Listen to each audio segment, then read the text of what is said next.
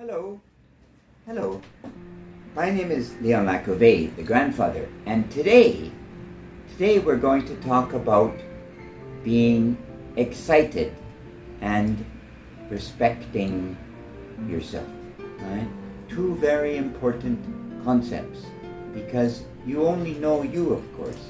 So you had better be excited about you in your life. And of course, you better learn to respect yourself. Now, where does this come from? Well, when we're young, of course, there's so many things going on. We're very, very confused, I think, right? But just before I go on, I'd like to thank you for those wonderful line and email messages. Please keep them coming. They mean a lot to us, right? Now, being excited and self-respect. You know yourself. When you have a relationship, what's the first thing that must come to pass? That has to be respect. Does the other person respect your time? Do they respect your thoughts? Do they respect you? And so as you grow, you learn that you're a smart person. You're not bad. Whatever you feel about this, about the body, you realize over time it's really quite incidental. And I'd like to share a small story. All of us go through those periods of time when we're young that we have a lot of difficulty. So when I was young, I was the ugliest boy in my class. Guaranteed. At least that's what I thought. And then I met a girl. Right? Nice girl. And we became friends. Not boyfriend and girlfriend, but we were good friends. Good friends. So this goes along for quite a few months, and then finally one day, or one evening actually, I said to myself, the next day I'm going to ask this girl, let's call her Jane, I'm going to ask Jane to become not my girlfriend, but my girlfriend. Right? So I can't sleep the whole night. I think about 13, 14 years old, something like this. Can't sleep the whole night, I'm so nervous. The next day, I get to school, and I finally see her, and I run up to her, Jane, and she said, Leon, just a moment, let me tell you something. And I said, I'm always polite, of course, right? Training at home and at school, right? Yes, Jane, what is it? I met a boy, and his name is Leon, right? No, his name wasn't Leon. I met a boy and his name is Bob. Now, with respect to all the Bobs, all the Roberts in the world, even today,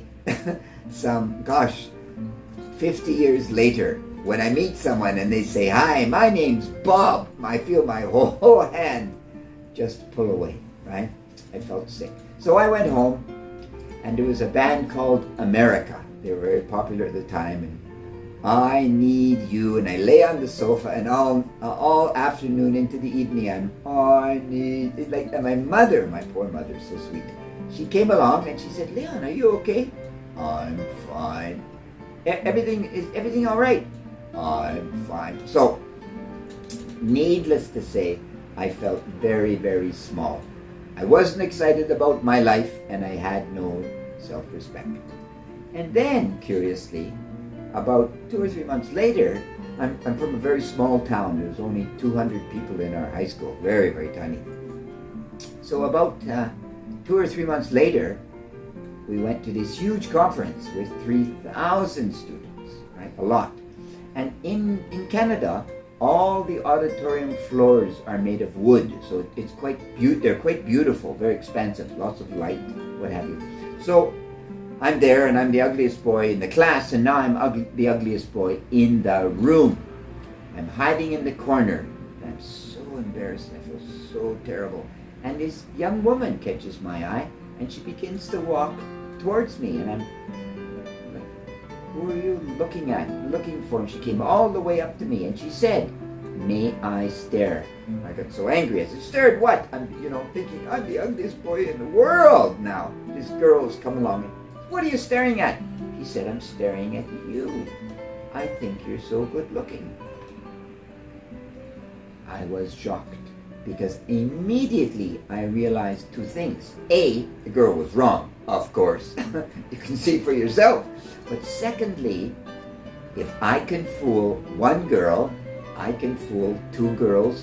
I can fool all the girls, because it's about respecting the self, not about the body.